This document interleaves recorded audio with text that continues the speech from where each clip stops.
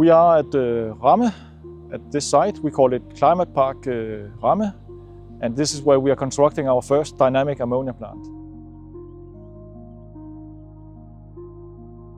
Ammonia is made today primarily by use of natural gas and coal.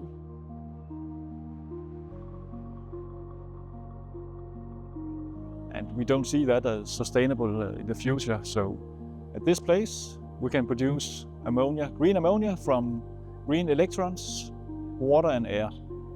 So from the water, which we can split into hydrogen and oxygen, we have our source for hydrogen. And then we need nitrogen. We get it from the air, we filter it, and then we mix them 3:1. We compress and then feed it into a synthesis. In conventional ammonia plants, that is made of big reactors, furnaces, etc., and steam systems to recover energy, they're very slow in ramming up and down, and it takes 2 to 3 days to start them up. In this project, we have a dynamic ammonia plant. Everything is electrically driven.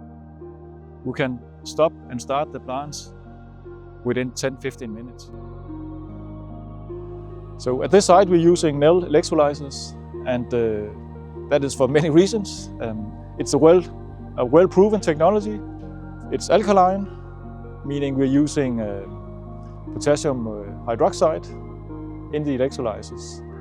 And again, it's the most well-proven technology, and that's important. We get something that we know will work.